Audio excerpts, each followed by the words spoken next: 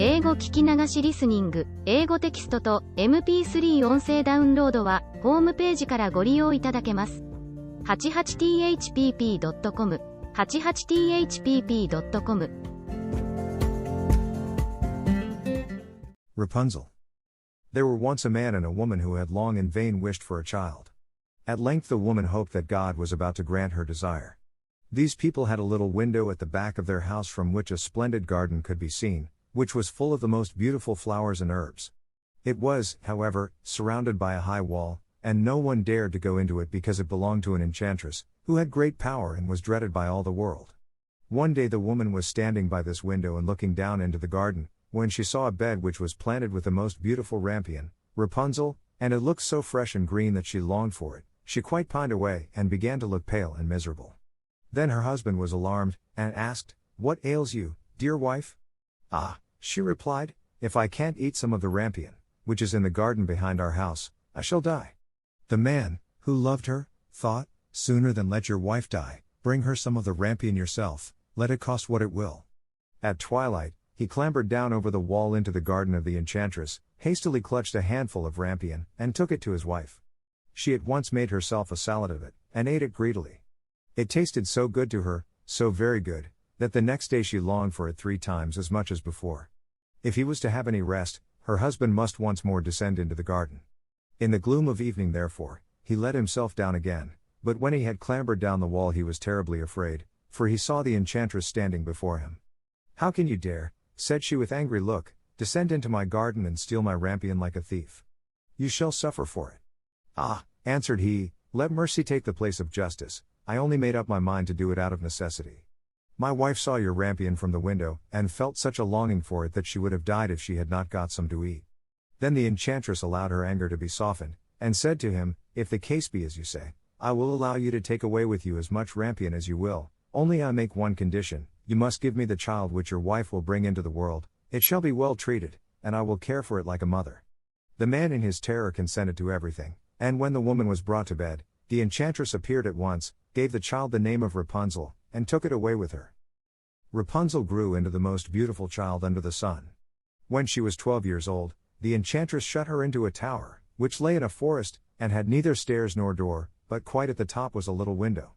When the enchantress wanted to go in, she placed herself beneath it and cried, "Rapunzel, Rapunzel, let down your hair to me." Rapunzel had magnificent long hair, fine as spun gold, and when she heard the voice of the enchantress she unfastened her braided tresses, wound them round one of the hooks of the window above, and then the hair fell 20 ells down, and the enchantress climbed up by it. After a year or two, it came to pass that the king's son rode through the forest and passed by the tower.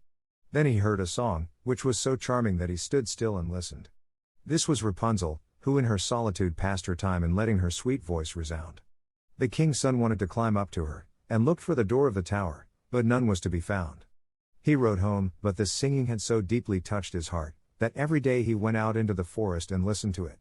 Once when he was thus standing behind a tree, he saw that an enchantress came there, and he heard how she cried, "Rapunzel, Rapunzel, let down your hair to me." Then Rapunzel let down the braids of her hair, and the enchantress climbed up to her.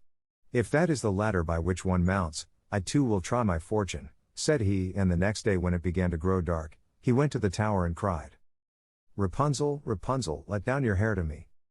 Immediately the hair fell down and the king's son climbed up. At first Rapunzel was terribly frightened when a man, such as her eyes had never yet beheld, came to her, but the king's son began to talk to her quite like a friend, and told her that his heart had been so stirred that it had let him have no rest, and he had been forced to see her. Then Rapunzel lost her fear, and when he asked her if she would take him for her husband, and she saw that he was young and handsome, she thought, "He will love me more than old Dame Gothel does," and she said yes, and laid her hand in his. She said, "I will willingly go away with you, but I do not know how to get down. Bring with you a skein of silk every time that you come, and I will weave a ladder with it, and when that is ready I will descend, and you will take me on your horse." They agreed that until that time he should come to her every evening, for the old woman came by day. The enchantress remarked nothing of this, until once Rapunzel said to her, "Tell me, Dame Gothel, how it happens that you are so much heavier for me to draw up than the young king's son, he is with me in a moment." "Ah! You wicked child," cried the enchantress. "What do I hear you say? I thought I had separated you from all the world, and yet you have deceived me. In her anger she clutched Rapunzel's beautiful tresses, wrapped them twice round her left hand, seized a pair of scissors with the right, and snip, snap, they were cut off, and the lovely braids lay on the ground. And she was so pitiless that she took poor Rapunzel into a desert where she had to live in great grief and misery. On the same day that she cast out Rapunzel, however, the enchantress fastened the braids of hair, which she had cut off, to the hook of the window, and when the king's son came and cried, "Rapunzel, Rapunzel, let down your hair to me," she let the hair down. The king's son ascended, but instead of finding his dearest Rapunzel, he found the enchantress, who gazed at him with wicked and venomous looks. "Aha!"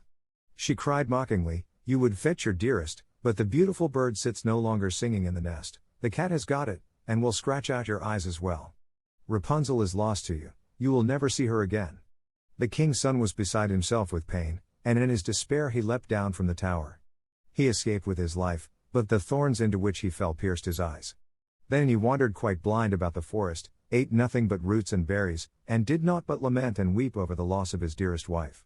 Thus he roamed about in misery for some years, and at length came to the desert where Rapunzel, with the twins to which she had given birth, a boy and a girl, lived in wretchedness. He heard a voice, and it seemed so familiar to him that he went towards it, and when he approached, Rapunzel knew him and fell on his neck and wept. 2 of her tears wetted his eyes and they grew clear again, and he could see with them as before. He led her to his kingdom where he was joyfully received, and they lived for a long time afterwards, happy and contented. 英語聞き流しリスニング、英語テキストと MP3 音声ダウンロードはホームページからご利用いただけます。88thpp.com、88thpp.com